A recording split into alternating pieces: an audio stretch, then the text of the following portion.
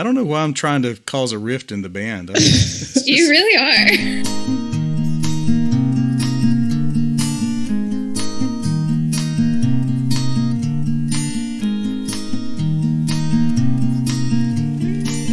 Hello and welcome to WUNC Original Music, episode 124, the Flowers with Flowers Gathered episode. That's Shakespeare. Very happy to have on the show this week Honey Magpie, which is an indie folk band from Eastern North Carolina, but they are playing an upcoming show at Isis Music Hall in West Asheville.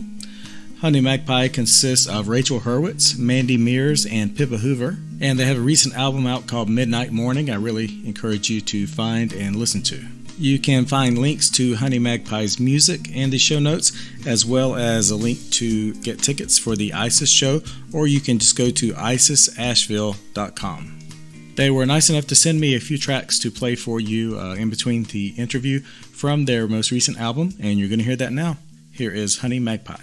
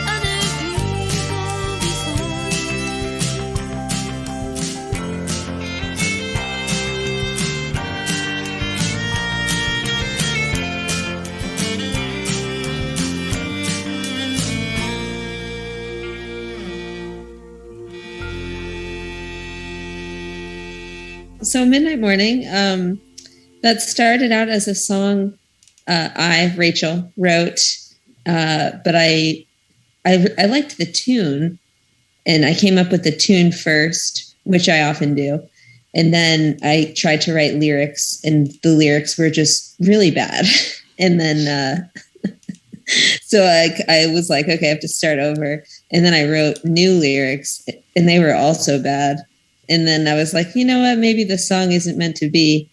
But Pippa liked the tune, and she decided to give lyrics a try. So that's what she did. And she wrote great lyrics. And I think basically she wrote lyrics that were like, that's what the song was meant to be, you know? So that's how Midnight Morning came to be. I feel like it was over the course of maybe it was several years. Yeah, several years. So when you were first starting to write the song, it was when we did that band retreat. It was actually, was that Black Mountain or Boone? It was Boone. Oh yeah, Boone. Yeah, with the hot tub, right? Yeah. Yes. So Rachael had come up with the tune at some point before that band retreat and was playing it, and we were all kind of talking about like what should the song be about. And that was the time when I was like, this sounds like a driving song. I don't know why, but it just makes me think of like being in a car. And then a couple of years went by and like all of the different lyric iterations happened. And I was like, I'm just going to try to make it into a driving song. And it ended up working out.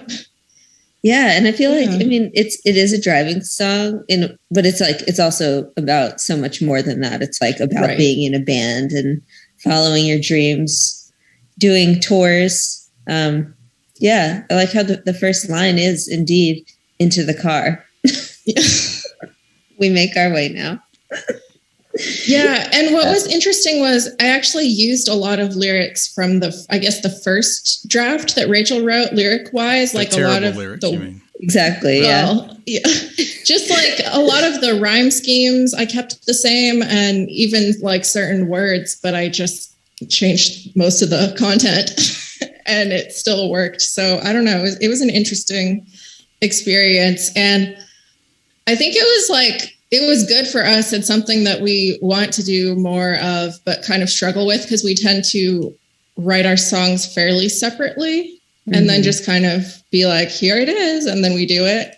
Exactly. When we've tried to co-write more, I don't know, it just like doesn't work out usually. So it was nice that it did with this song. For sure. Any chance I can hear some of the bad lyrics? Oh, you know what? I think I've blocked them out of my memory, but it is interesting how like there are certain words that Pippa kept, which I think like one of them was like fairy tale. And I guess I don't know the other ones, but like I feel like I just wanted to have certain words in the song, but then I wasn't making good lyrics out of the words that I wanted. Your lyrics weren't serving the words you had chosen the song to be about. Yeah. I like that technique though of just choosing that these words have to be in here and then write the story around it. Right. Yeah. Good writer's block technique maybe. That's true. Yeah. Sometimes it helps to have like limits on what you should write about. Yeah. And Mandy, you joined the band later, but when you heard this song, I'm sure the first thing you thought was, it's a good thing these lyrics are better than what it could have been.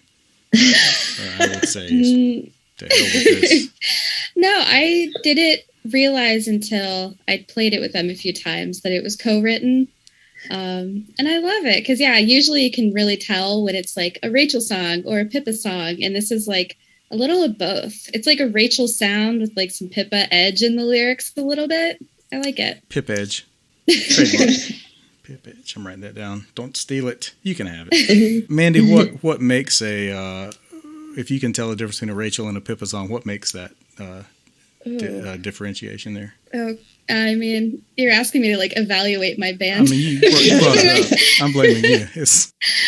No, I think this is a gotcha style interview, so. Yep. Okay. I'm totally feeling it. Okay. No, Rachel's stuff is like more like folky and like nice and I don't know. It's like sorry. They're like catchy and they're folky and like they stay in my head forever. And then Pippa songs are also folky, not as nice, but like fun. Pippa does really fun things with lyrics that I enjoy. That was good of you to say positive things. I was afraid just for a second. I was like, oh, what if she says, Pippa's songs aren't very good at doing this, And Rachel's songs, this part sucks, that sort of thing. So, Yeah. Oh, that would be awkward. I love both of them. The first time I heard Ugly Duckling, I was like, yes, it's a great song. No, we're not talking about that tonight. Sorry. I know. Sorry. Oh, that's true. We're not. Yeah. Even though it is a favorite. I like that name. Yeah. What do you like about Ugly Duckling? I mean, I love the name of it. Oh, it's just sassy.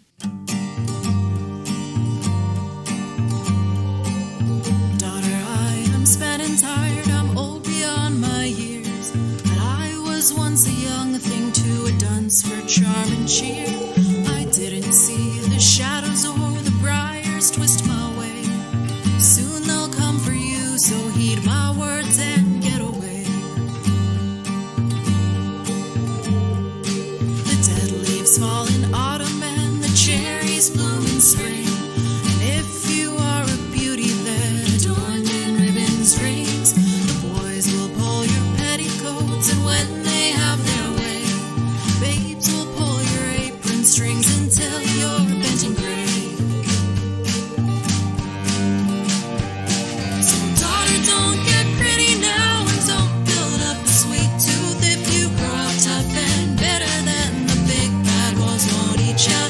Wolves who dress in princess clothes won't sweep you off your feet too.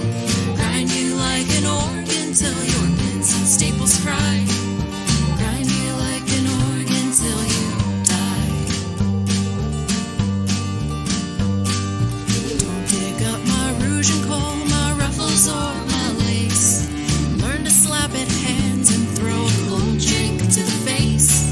For if you bat your eyes or coo at him or twirl your hair, someday you'll scrub his skivvies while he drinks and has affairs. So daughter, don't get pretty now, and don't build up a sweet tooth. If you grow up tough and better, then the big bad wolves won't eat ya. Wolves who dress in princess clothes won't sweep you off your feet too. Grind you like an organ till your pins and staples cry. Grind you like an organ till you die. I dreamed of making merry, of dancing in the square. I dreamed of sipping sherry, reading novels in my chair, of strolling through the garden, singing duos with the doves. I wish my ma had told me about this nasty trap called love. So daughter, don't get pretty now, and don't build up a sweet tooth. If you grow up tough and better, then the big bad wolves won't eat ya. Wolves who dress in princess clothes won't sweep you off your feet too. Grind you like an organ till your pins and staples cry. Grind you like an organ till you die, until you die. Daughter, all my faith in God's been pulled out like a splinter. But if that faith's still stuck in you, then pray you'll be a spinster. Promise you the world, and then he'll pound you weak and thin. He'll grind you like an organ till your pins and staples cry. Grind you like an organ till you die, until you die. Daughter, don't get pretty now, and don't build up a sweet tooth. If you grow up tough and better, then the big bad wolves won't eat ya. The wolves who dress in princess clothes won't sweep you off your feet too. Grind you like an organ till your pins and staples cry. Grind you like an organ till you die. Yeah, this was an interesting one because I wrote this and I had it up like on my personal SoundCloud, and I wasn't really considering pitching it to the band, just because I don't know if you heard our first album, Honey Magpie. It was very sweet and very like happy and not dark at all. And I don't know. I thought that Sweet Tooth was maybe not the right feel for the band. But our violinist at the time found it on my SoundCloud and thought we should do it. And I was like, yeah, I mean, I like the song and I wanted it to have 3-part harmonies anyway. And so we started doing it and ended up liking it. And the harmonies were awesome. The harmonies are really fun in that song. Yeah.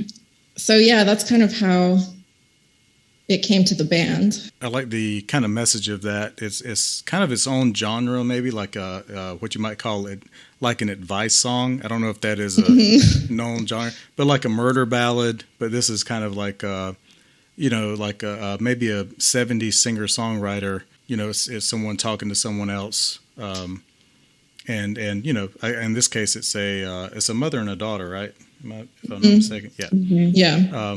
But yeah, that's interesting. What was the inspiration for that topic of that song? Yeah, that's such a big question. I think there were a lot of things. One of the main things was I had always wanted to write a song with a barrel organ in it, and I even had early on, I had the beginnings of some sort of more explicitly Russian literature inspired song that had a barrel organ in it, but it just wasn't very good. But yeah, that's where the image really came from for me, because I was a Russian major. I read a lot of Dostoevsky, and there's just barrel organs in a lot of his novels and stories. And I thought it was an interesting symbol of just a situation that is just sort of a perpetual grind. You're playing the same tune over and over again, not getting anywhere. And so I thought that was a good fit for being in a bad relationship where you were forced to do all the domestic labor for very little reward. And that's kind of where the song came from, I guess. Yeah, I love that, the barrel organ symbol. And I like how it's it's representative of this grind, but it's you're the one, someone is grinding upon you, Yes. So yeah, I just think it's such a perfect symbol for the meaning behind the song. Oh, thanks. Yeah. And it's one of those songs that has kind of the message of it. I don't want to say doesn't fit, but doesn't align automatically with the music of it. You hear it, and it's one of those songs where if you hear it and you're just listening kind of passively, you're like, oh, this is a nice, relaxed song. And then you're like, wait a minute, what did she just say? Oh, okay. That's interesting, because when Mandy's mom first heard this song, I was about to say this. Yeah. You can tell it. No, so we did a live stream and my mom watched, and we did Sweet Tooth, and I called her afterwards hey, did you watch the whole thing? And she goes, that one song, it was scary. I was like, that's a Pippa song. So I guess to some people it sounds scary, and also maybe we just had the organ turned up a little too hot on that live stream. Maybe so. Yeah, that could add to the spooky sound. Yeah, it's really hard to get the organ levels right on that song, because you want it to be in there to just add a little creep factor, but if you turn it up just a hair too much, it becomes Haunted Carnival. Yes, it does. You want Twin Peaks, not Freddy Krueger. Yeah.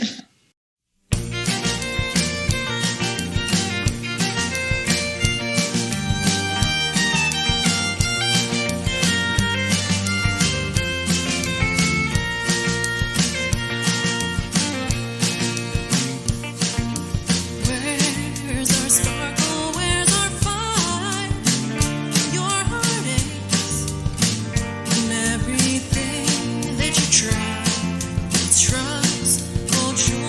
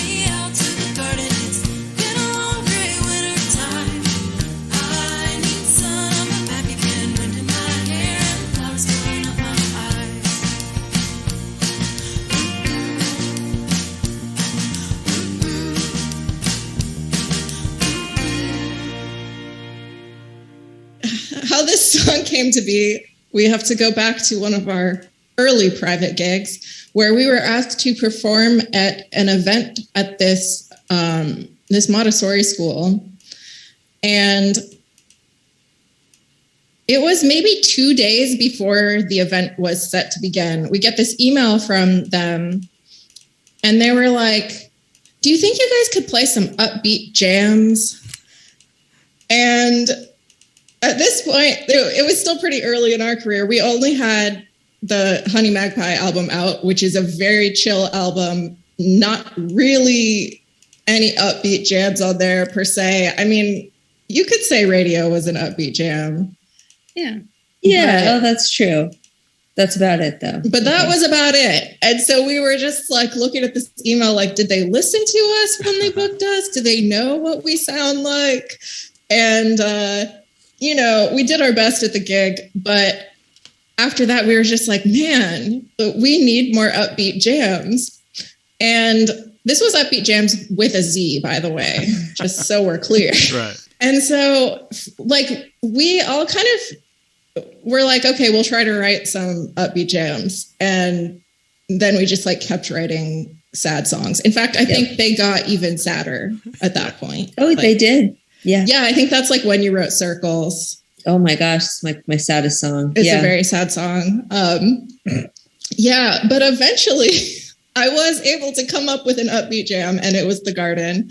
And the song was inspired by J.C. Ralston Arboretum in Raleigh, which I had gone to for the first time maybe like a year before I wrote the song. And I just thought it was like the prettiest garden ever.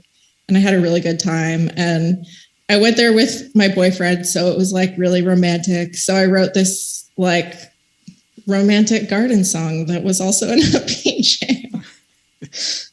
And that's how it came to be. It's very fun because it's also just like about being excited about flowers and running around and, you know, I like how springtime. It kind of has almost a, I guess it's the verse. It kind of feels almost like a rap break. The rhythm of the words. Would you guys do me a favor and just sometimes just rap that part of it just once and record it and send it to me? We'll see what we can do. Oh boy! I mean, you don't have to. Yeah, if it works, if it serves the song, of course. That's all you, Pippa. But yeah, I will say, like, I do tend to write probably more lyrically densely than the average songwriter, which comes off kind of rap-y. Yeah. But oh yeah, definitely, yeah. That pre-chorus, yeah. Mm-hmm. Yeah, that's probably what it is. Yeah. But you see what I'm talking about, right? It has like a rhythm to it. Yeah. All right. Just want to make sure I'm not crazy. No, yeah, that's definitely. I mean, it is a jam, so. It is. Maybe we'll get a guest artist. A feat, F-E-A-T, a feat, period. Yeah. More from Honey Magpie in just a few moments. Want to remind you that you can find them at honeymagpie.com. Also, we'll have links to their Facebook and Instagram and their music sites in the show notes, but you can find all that at honeymagpie.com. Also, want to remind you they will be at ISIS Music Hall. That show is June 24th, 2021, and it is a lawn concert. You can get tickets for that show at isisasheville.com if you get them before June 24th, 2021. Don't forget to subscribe to the podcast wherever you get your podcasts. That's WNC Original Music. Just search that, or wherever you're listening to it right now. You might be able to find it there, hopefully. It would almost be weird if you couldn't. Also, you can get it on your smart speaker just by saying, like, Alexa, play WNC Original Music. That's it. That's all it takes. Oh, and corrections this week from last week's episode with Matt and Danny from the Old Futures. The Straw Hat Riots did take place in the 1920s, but they had nothing to do with the Wizard of Oz, so they were both right. This is Nick Gonering, and you're listening to WNC Original Music Podcast. Tell me about just how you guys started playing music. Cool. Yeah.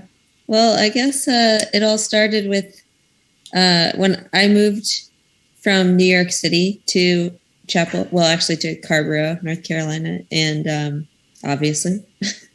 Or I wanted to start a band. So I put a post on Craigslist, and Pippa was among the first people to respond to the Craigslist post. And that's how we started the band. All right. Yeah. A Craigslist. Yeah. When I answered the ad, I had my own solo thing going on, and I was working with a guitarist and a drummer, and I was kind of just looking for a side project.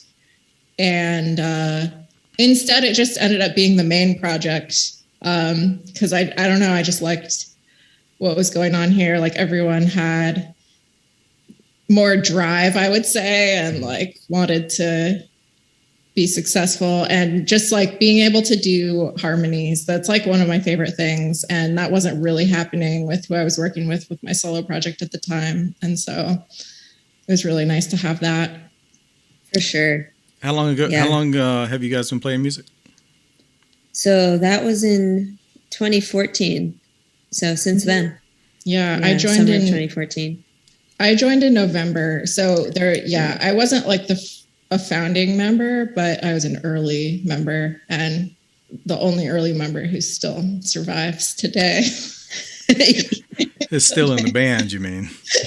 Yes. Right. Yes, everyone to my knowledge is still alive, but not everyone is still in Honey Magpie. Okay. Now, this is not a crime podcast, so I don't want to be solving like the Honey Magpie murders on Netflix or something.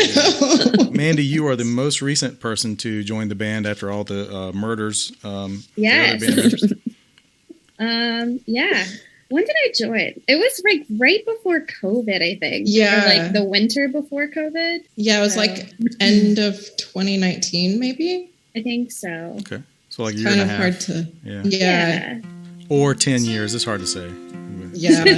But we've known about Mandy for a long time. Like, she came to some of our early shows, and we played a show with her and her band at the time. Mm-hmm. The years are slipping through my hands like the smallest grains of sand. Looking back, I should have acted on my dreams, but now I'm here and I'm trying to make up for lost time. Things move slower than I want sometimes, but others fly by.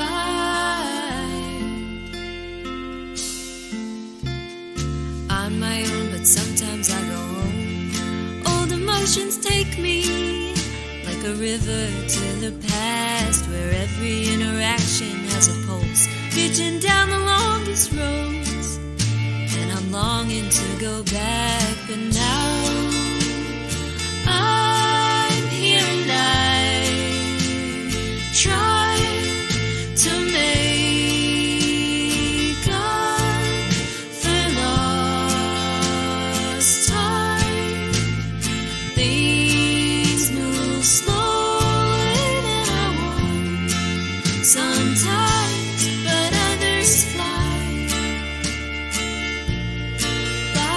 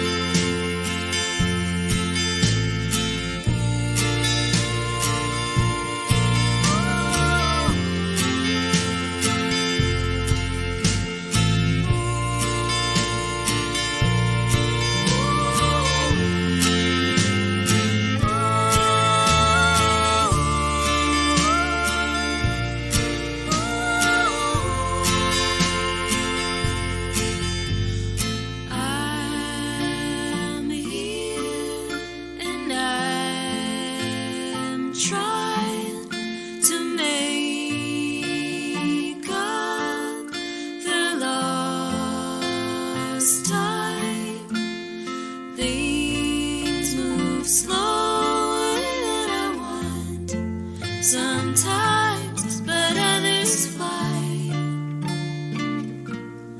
by. Others fly by. So Smallest Grains of Sand. It's another one of those sad songs. But yeah, it's kind of about like growing up and like transitioning out of young adulthood and looking back and feeling like, you know, why didn't I accomplish more? Like, I feel like I should be at a different point in my life. So kind of like feelings of like failure, feelings of regret, and just like being at a point where you feel like you're like racing against the clock and you're trying to make up for lost time. And like that in the context of following our dreams of doing music. So yeah, that's pretty much what it's about. Nice. Yeah, it's pretty sad. It's always hard to introduce that one. Right. Well, I think it's pretty relatable for most people, though. Yeah. Yeah, and it has an upbeat, like you're thinking about that, but there's like, there's like a lyric that you're still trying, you know, you're fighting or trying or something like that. Yeah, it's hopeful. Mandy, you have anything to add on that? I'm trying to get you in on every song. I know. I'm sorry. Yeah. What do you feel like what are your main regrets in life, Mandy? Oh, big question. No, I think it's a big with a lot of musicians, especially sometimes a lot of the time women musicians. Like I wasted so much of my early 20s being like scared. And then when I like finally started playing music out, I was like, oh, this is great.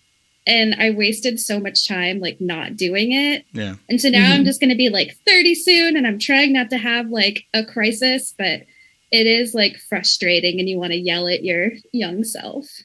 Yep. Yeah, I mean, that's basically our story. Yeah. All of us. Yeah. Sometimes it works out for the best to, you know, take a little time and learn your craft and then go out a little bit later. And sometimes it helps to go out there at 16. You know, it's just everybody's different. It's true. Nobody wants to hear my 20-year-old songs. Yeah. Yeah. That is true. I did save myself from putting some things out there.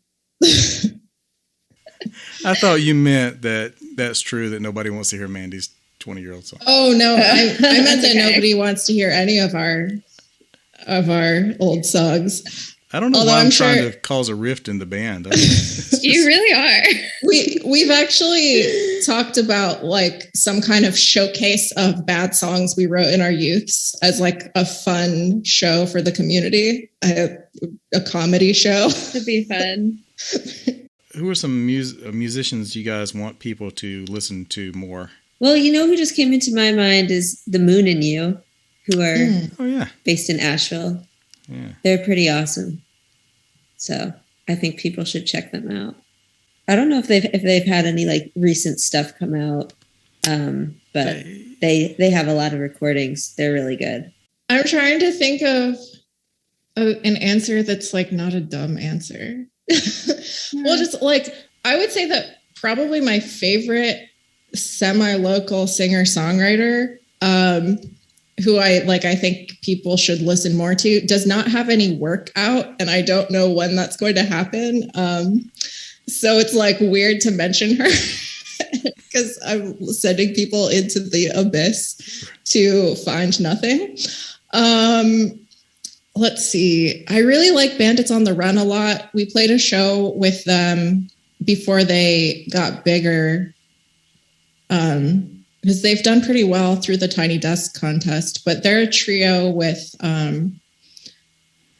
cello and guitar and 3 vocalists, and they all share songwriting, like singing and songwriting duties. So it's kind of like similar to what we have going on. And it's just nice to see a model like what we're doing working out, because, you know, in a lot of bands, it's like one front person, everyone else supporting.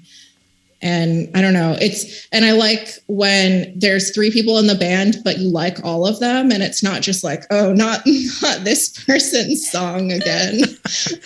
When will they learn to just that no one cares or whatever? No, they're all really good. Oh, great. Another Garfunkel song. Here we go.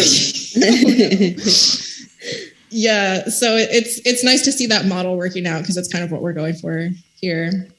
For sure. Okay. Locally, I really like Reese McHenry.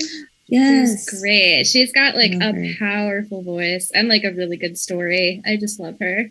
I don't know. My favorite musician of all time is Sufjan Stevens, which makes me like ultimate hipster. Yeah, I love that guy. Older 20-year-old. Yeah. I love him though. This area has just like really good music, so. Okay, one more time, don't forget to listen to Honey Magpie. Go to their website, honeymagpie.com, but also coming up on the 24th of June, 2021, in case you're listening to this in the future. They have a show at Isis Music Hall in Asheville, North Carolina, and you can get tickets at isisasheville.com. Really want to thank Pippa, Mandy, and Rachael for being on the show. Just had a really good time talking to them, and I really do encourage you to go and listen to all of their music and see them live when you can, wherever you are. One more time, don't forget to subscribe to the podcast, WNC Original Music, wherever you get your podcast. It's available on all the podcast platforms, and also follow the podcast on Instagram and Facebook and social media platforms throughout the world. For the closing song this week, we're going to keep it in North Carolina. Nathan Storey is a singer-songwriter from Charlotte, my hometown. He's been writing and touring for over a decade and has released 3 independent albums, including most recently A Moment Before the Break of Dawn, released in 2019. Check the links in the show notes for his music or go to nathanstoreymusic.com. Have a good week. Hope is simple when you're asleep. It's the waking that ends the dream. But hope is an old one, old weathered and worn. It remains when the dam breaks and standing on the shore.